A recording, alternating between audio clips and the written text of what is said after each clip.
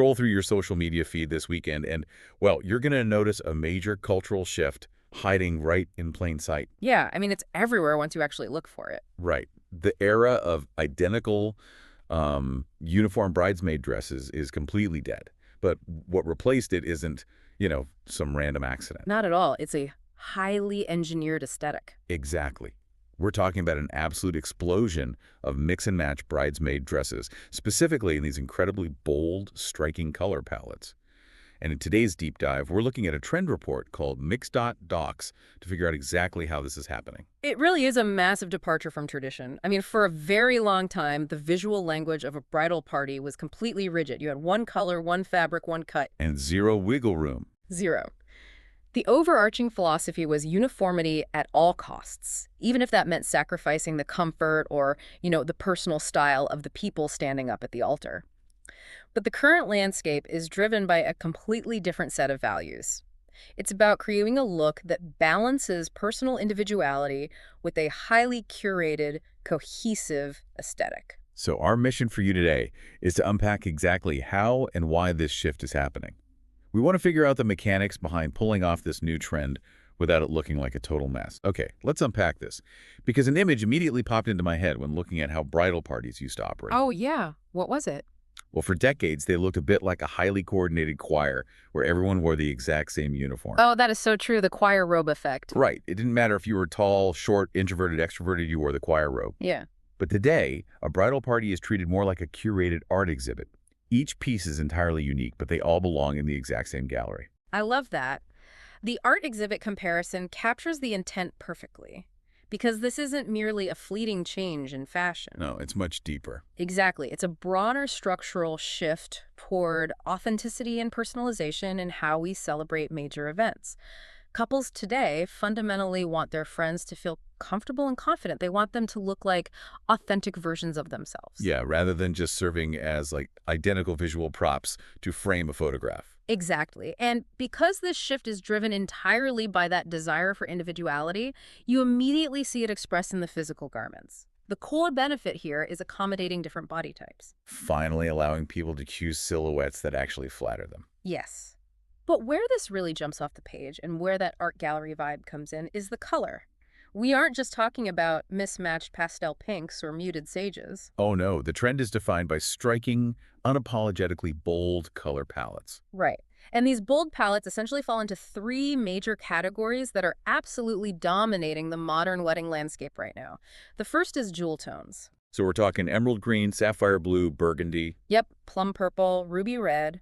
These are heavy, rich colors. They are perfect for fall and winter weddings. Oh, I bet they pair beautifully with historic venues too. They really do. There's a weight and a luxury to them that stands up to grand architecture or, darker, moodier lighting. Then you have the second category, which falls under sunset-inspired shades. Hey, the warmer tones. Yeah, this is your terracotta, burnt orange, mustard yellow, even coral pink and deep rose. These are ideal for outdoor celebrations. Because they bring this incredible warmth and romance to the environment. It almost mimics the golden hour light. Imagine an outdoor vineyard or a rustic barn setting. Those sunset colors naturally enhance the ambient lighting of the space. Absolutely. And then the third category for these bold palettes is coastal brights. Like turquoise and aqua blue. Yes, turquoise, aqua blue, coral, tropical pink, and seafoam green. This specific palette creates a playful yet highly sophisticated atmosphere. So exactly what you want for a beach wedding. Or a destination event where the natural backdrop is the ocean or lush tropical foliage. The vibrancy of the dresses competes perfectly with the vibrancy of the setting. What I find so interesting is that these aren't subtle colors. I mean, mustard yellow, emerald green. Tropical pink. Right. These are loud choices for a wedding. Hmm. An event that traditionally leans heavily on whites, creams, and very muted blushes to keep everything looking, quote-unquote, bridal. Yeah, what's fascinating here is the psychology behind why these bold colors work so well in a modern context. Okay, tell me more about that. Well, it isn't just about being loud for the sake of being loud. Bold palettes instantly create energy, excitement, and sophistication. They fundamentally change the mood of the room. Exactly. Right. But beyond the mood, they actually enhance the visual storytelling of the day. They give the event a distinct, memorable personality that muted colors simply cannot achieve. Because a lineup of vibrant, distinct colors tells a story of a vibrant, distinct group of people. Spot on. I get the theory behind it. I really do. Yeah. Energy, excitement, storytelling, it Yeah. all sounds great on paper. But But I have to push back on the execution here. If you're a couple and you just tell 5 of your best friends to go out and buy sunset-colored dresses, aren't you risking a total visual clash? oh, absolutely you are. Right, like my idea of terracotta might be very different from your idea of terracotta. So how do you keep this curated art exhibit from looking like a chaotic explosion at a Pantone factory? Well, that's the trap right there. It's a very thin line between curated and chaotic. And it's why this trend requires a surprising amount of underlying structure. So people aren't just winging it. Not at all. Couples aren't just giving their friends a vague color prompt and hoping for the best. They are using highly specific, structured strategies to maintain control and elegance while still allowing for all that diversity. So there is an actual architecture to the mix and match look. Let's break down that architecture because the source document outlines 3 distinct strategies couples are using to keep this chaos in check. Right. Strategy number 1 is the most straightforward. Same color, different styles. Meaning you pick the exact shade, let's say the sapphire blue, but one person wears a halter top, another wears long sleeves, another wears a strapless gown. Exactly. This is the easiest approach because it guarantees consistency in the photos, but you still get that flexibility for different body types. It serves as the perfect bridge between the old uniform way and the new personalized way. You maintain the rigid color control of the past, but offer the structural freedom of the present. But the second strategy is where the real design challenge begins. Different colors, same fabric. Right. This is where you might have those sunset shades, mustard, coral, terracotta, but every single dress is made of chiffon. Or you have jewel tones, but every dress is velvet. Yes, the texture becomes the unifying element instead of the color. Here's where it gets really interesting. Because that fabric rule is actually a brilliant psychological trick. How so? Think about it. It's like looking at a collection of different classic cars that all have the exact same metallic glass finish. Oh, I see what you mean. Right? Even if one is red, one is blue, and one is green, your brain registers the unity of that glossy texture before it even fully processes the different colors. That is a great analogy. The fabric creates an invisible thread tying the whole group together because the human eye craves patterns. Exactly. When the light hits satin or velvet the exact same way across 5 different colors, it reads as intentional design rather than an accident.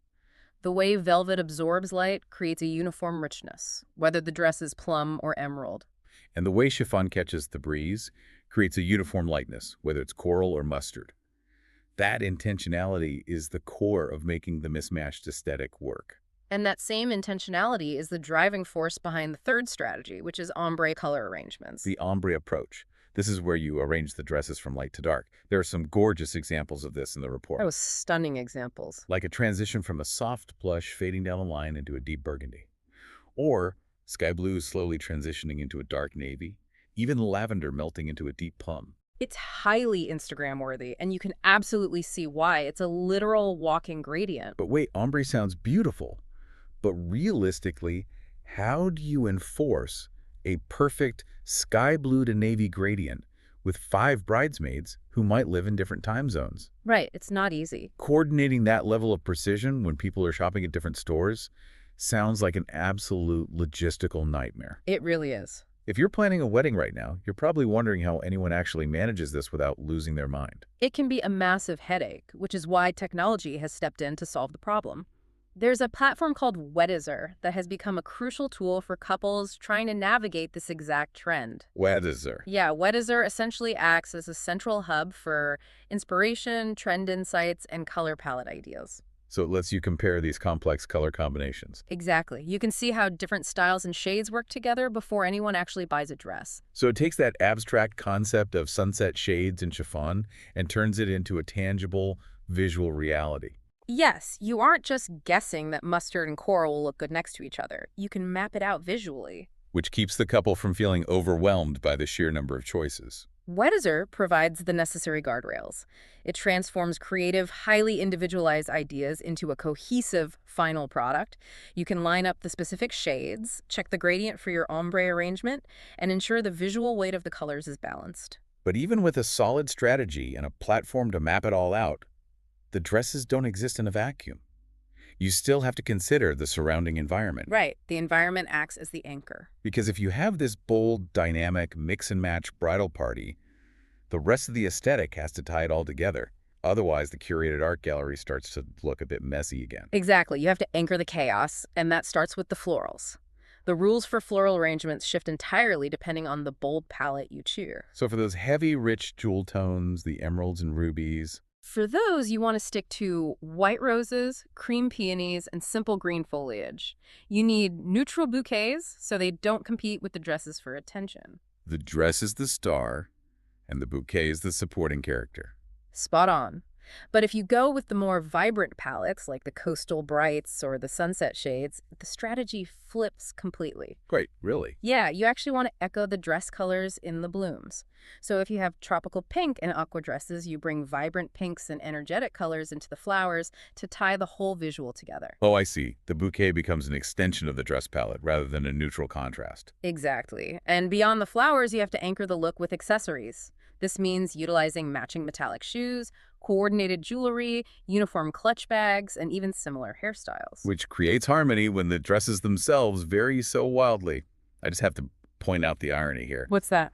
To successfully pull off a non-uniform look, you actually have to be significantly more strict about the tiny uniform details. That is so true. Right. You're giving up control over the massive piece of fabric covering the person, so you suddenly care immensely that everyone is holding the exact same metallic clutch and wearing the exact same gold bracelet. The control just shifts from the macro to the micro. You're compensating for the lack of visual unity in the garments by enforcing extreme visual unity in the details. It grounds the look. Yeah. And I imagine you also have to ensure unity with the venue and the season. Yes, as we discussed with the palettes, historic venues demand those rich jewel tones because of the heavy architecture. While beach venues are practically made for the tropical coastal palettes. And garden ceremonies naturally complement floral-inspired colors.